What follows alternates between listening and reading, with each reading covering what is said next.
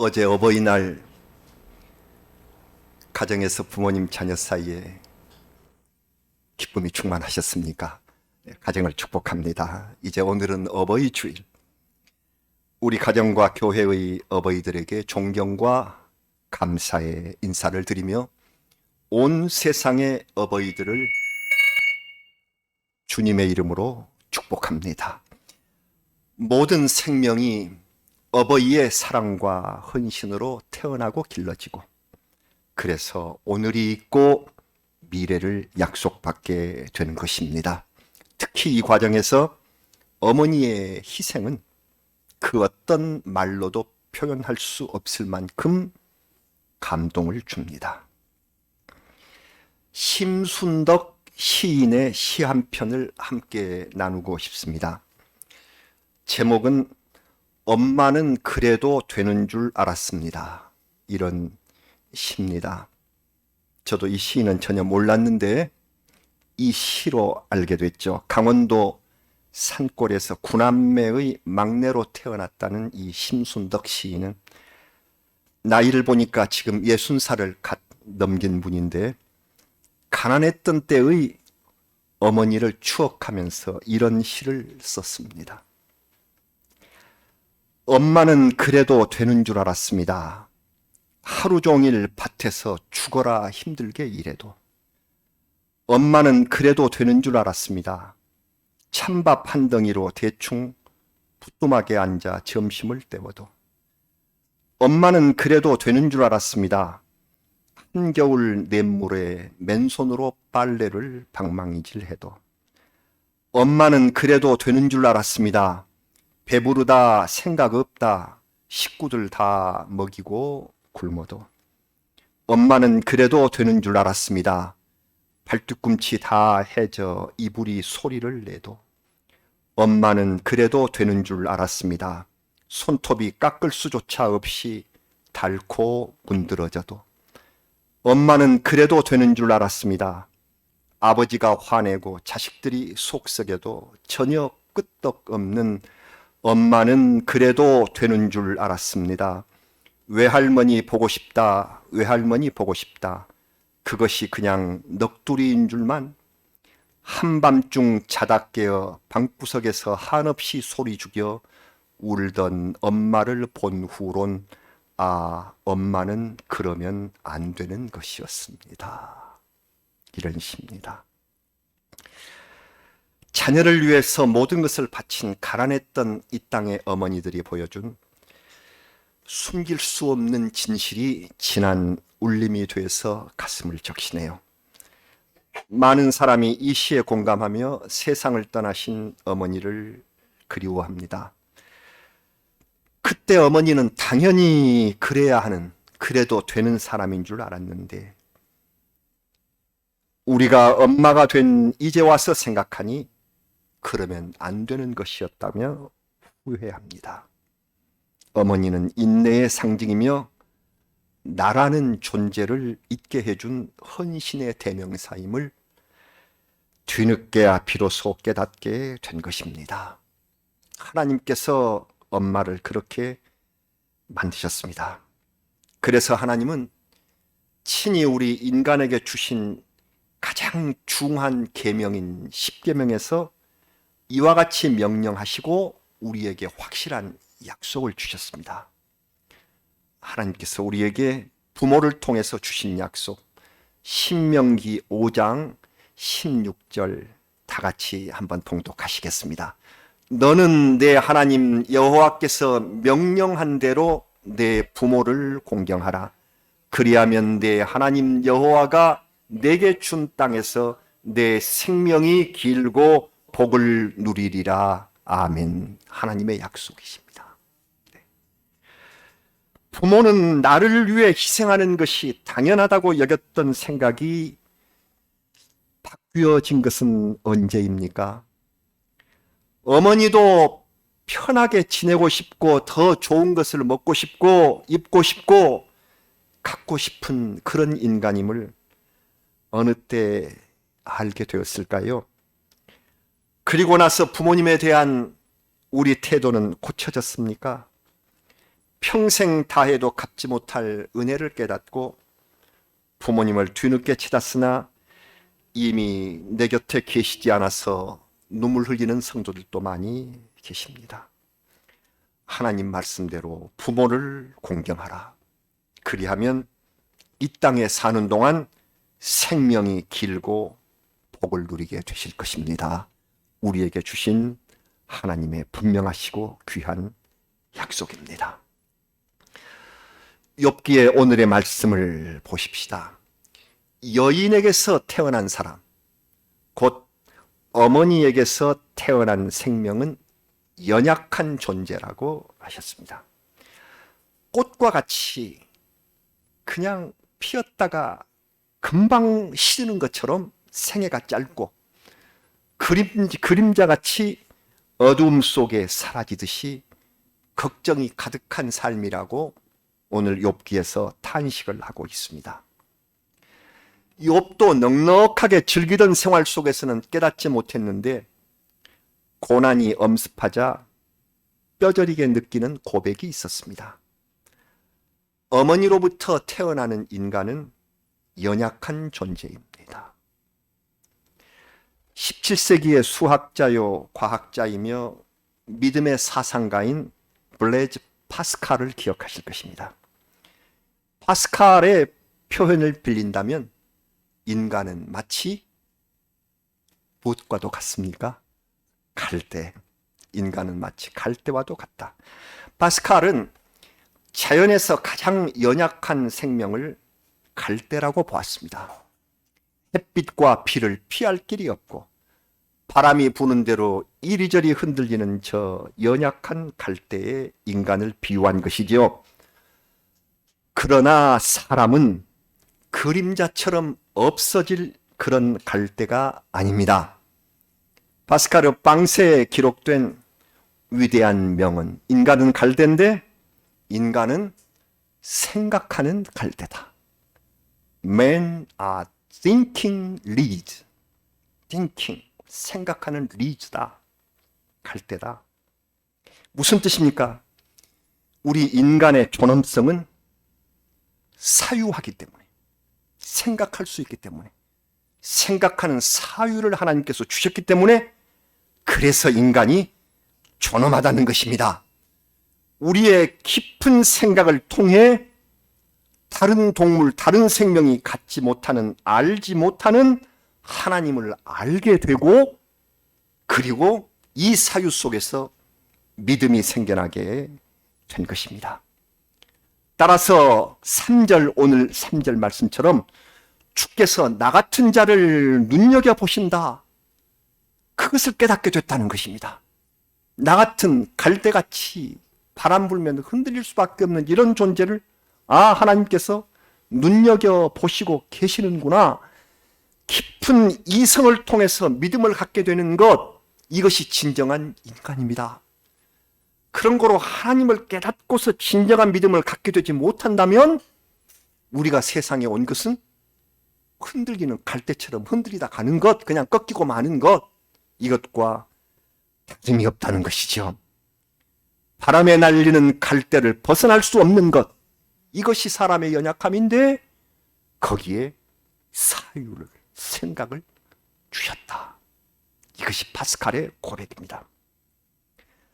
파스칼은 또 이렇게 말합니다. 내 존재는 하나님의 버림받음 이외에 아무것도 받을 자격이 없다는 것을 인정하는 데에 나의 존재의 고백이 있다. 그리고 이 고난 중에 있는 욥처럼 신음하면서 구하는 존재가 인간이라고 하였습니다. 신음하면서 하나님께 구하는 존재. 우리의 존재 모습을 살펴봅시다. 바람에 흔들리는 갈대 같은 내 모습. 하지만 아무것도 아닌 내가 생각하는 지혜를 얻었고 창조주를 섬기는 믿음을 가짐으로써 영원한 존재로 변화되고 있다는 사실, 영원의 존재가 된다는 사실. 그렇습니다. 나를 태어나게 해주신 어머니도 한없이 약한 존재였습니다. 여인은 연약함의 상징이지만 어머니로서의 여인은 세상의 그 무엇과 비교할 수 없을 만큼 강한 존재라고 했습니다. 여자는 꽃바람만 불어도 흔들리지만 어머니는 태풍에도 굳건히 견딜 수 있는 힘을 가진 존재가 된다는 것이지요. 아무리 이렇다 할지라도 인간으로서 할 수 없는 것이 있습니다. 오늘 우리가 같이 읽은 4절 말씀, 깨끗한 것을 더러운 것 가운데서 낼 수 있는 사람은 하나도 없다고 했습니다. 무슨 뜻일까요? 더러운 죄악 속에서 깨끗한 구원을 이루어낼 인간은 없다는 말입니다. 창조주 하나님과 피조물인 우리 인간 사이에 관계적인 그 형상을 시편은 이렇게 노래했습니다.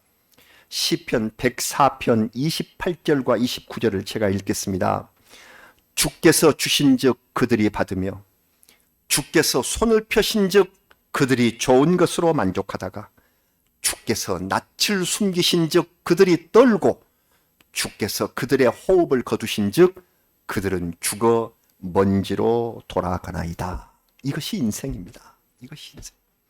하나님이 주신 생명을 받은 인간은 그 주신 하나님이 허락하실 때까지, 그날까지 즐거움과 또 두려움 속에서 살아가다가 생명을 거두시는 날 흙으로 돌아간다 하는 것이 우리 인간들의 인생 고백인 것이지요.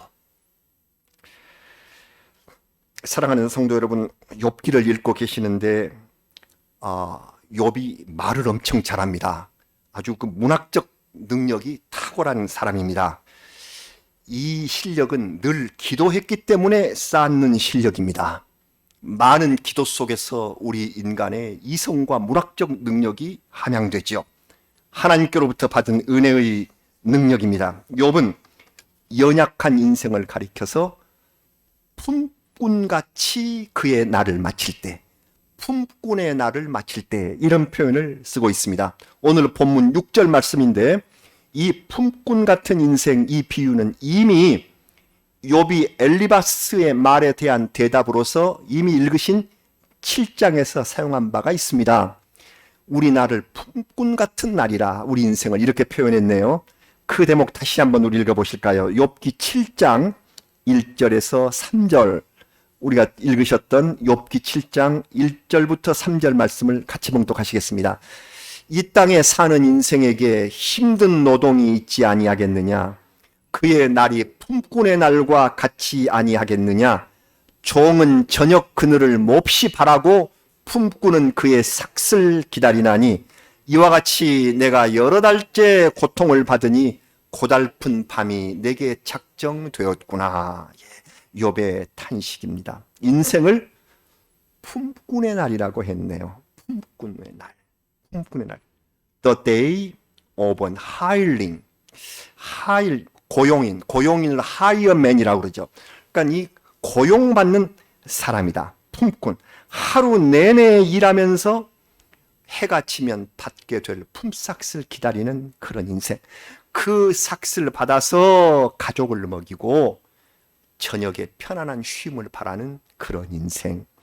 그러나 고통으로 인해서 이 품꾼의 날을 제대로 쓰지 못한 사람에게는 고달픈 밤 같은 고통의 시간만 남아있구나 하는 이런 탄식인 것입니다. 생각해 봅니다. 우리를 낳아주신 우리의 아버지, 우리 아버지들은 품꾼의 날을 보내면서 가족의 먹을 것과 살 곳을 장만하셨습니다.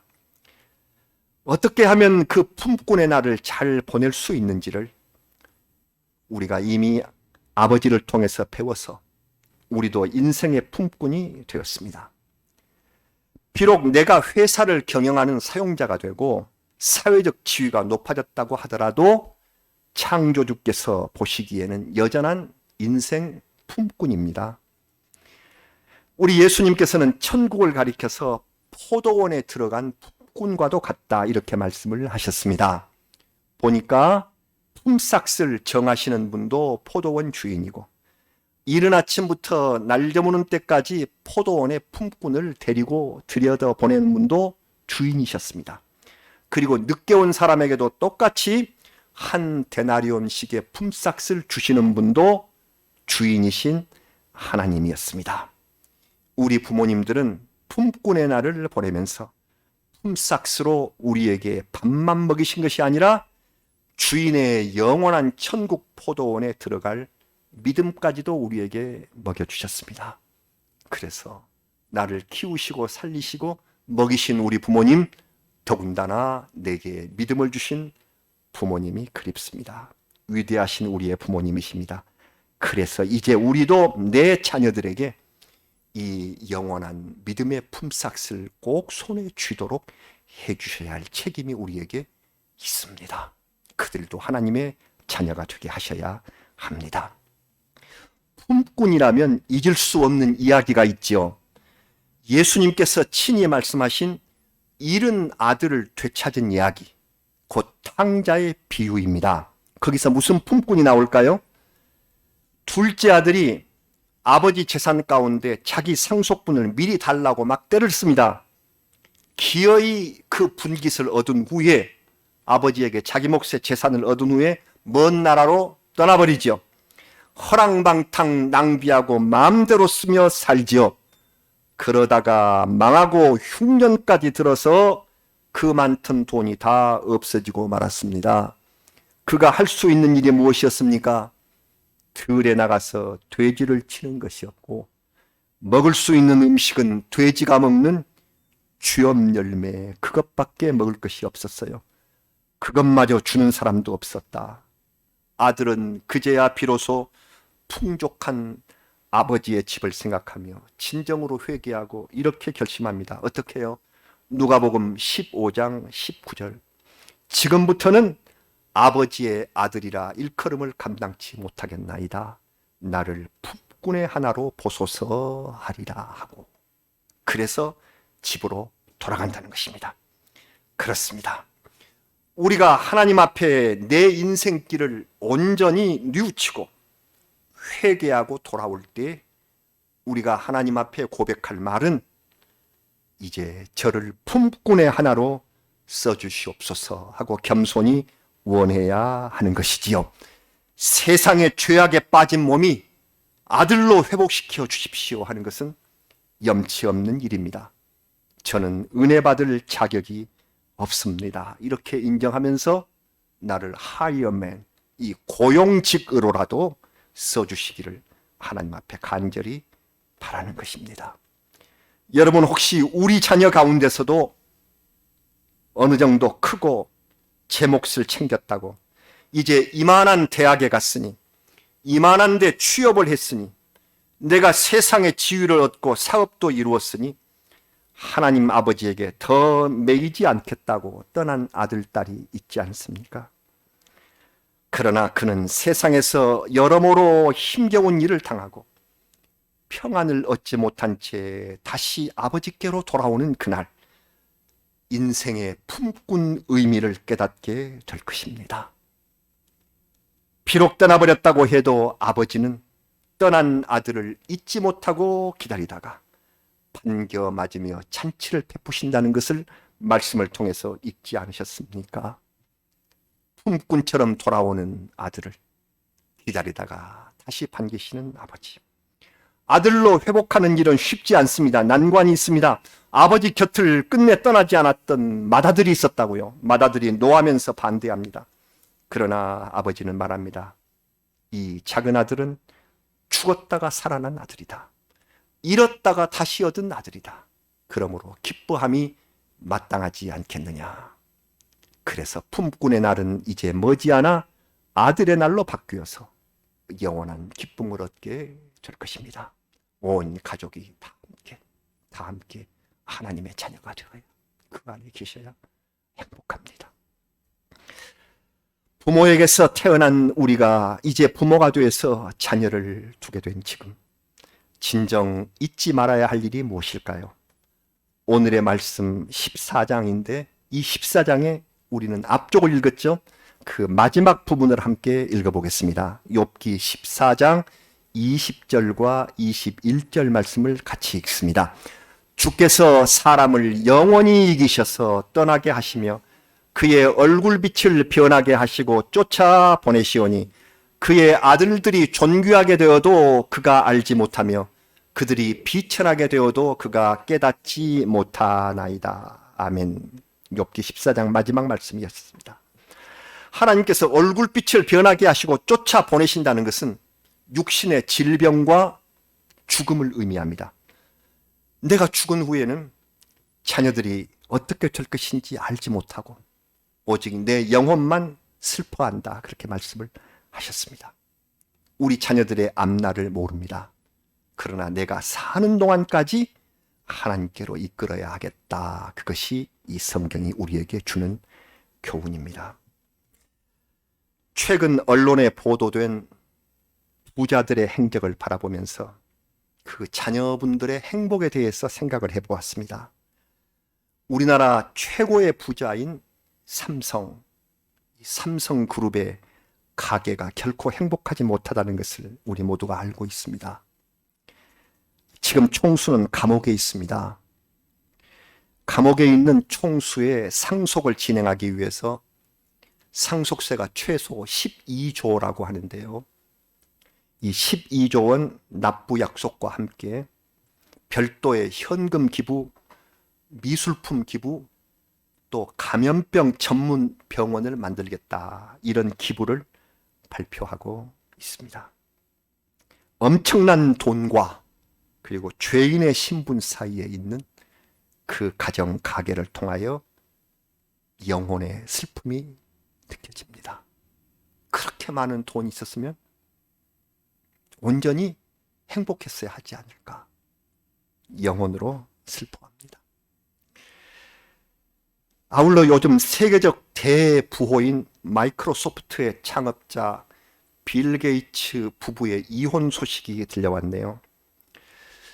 그들이 분할해야 할 재산은 최소 145조 원이라고 합니다.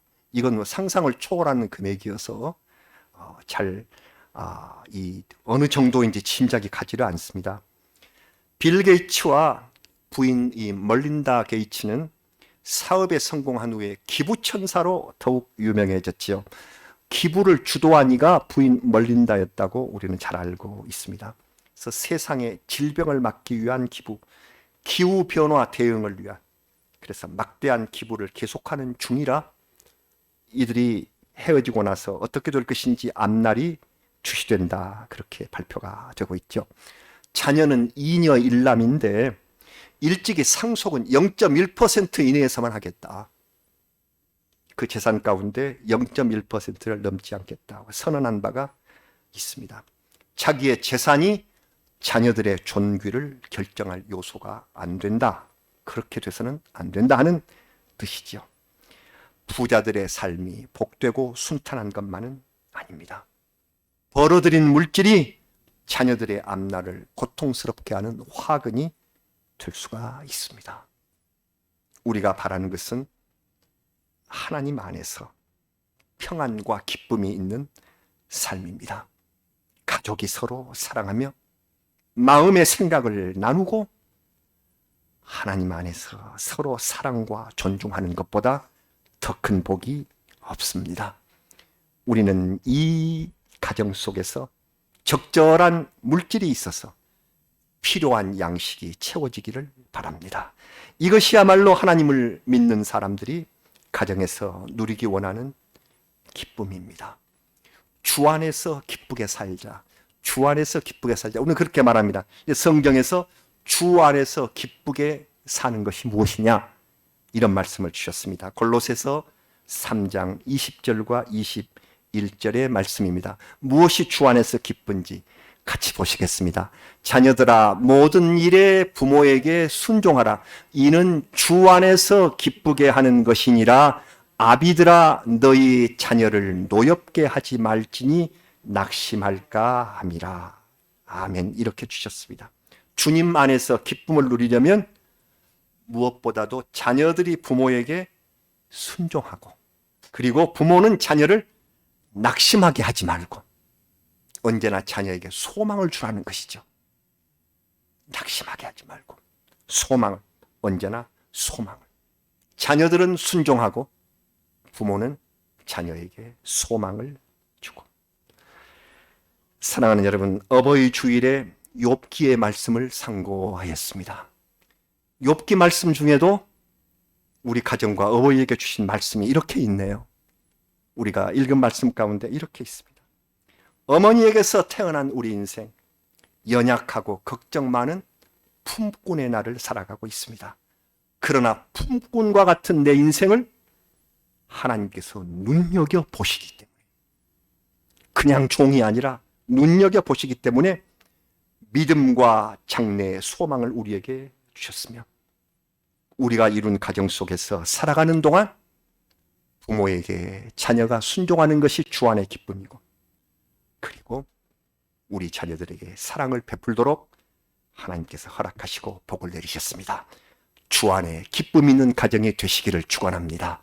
건강과 기쁨과 사랑이 있는 귀한 가정이 되어서 다시 내년에 어버이 주일에 우리 하나님 앞에 이런 기쁨 있는 가정으로 살았습니다 하는 것을 감사하는 성도들이 되시기를 우리 구주 예수 그리스도의 이름으로 축원합니다. 우리 기도하시겠습니다.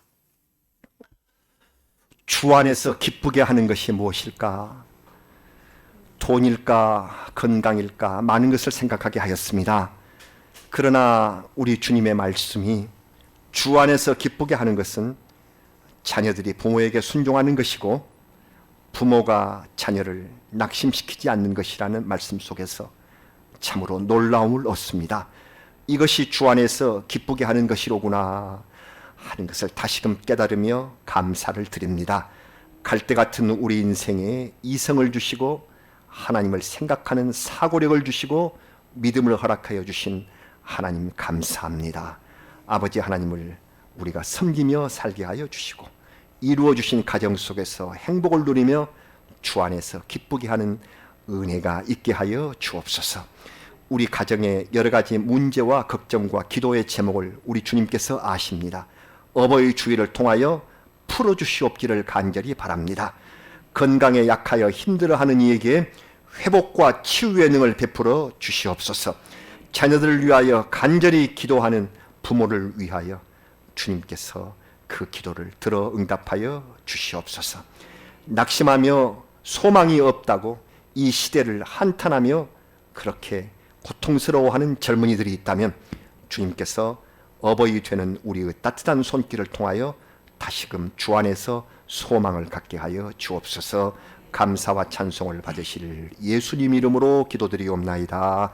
아멘. 찬송 314장을 부르시겠습니다.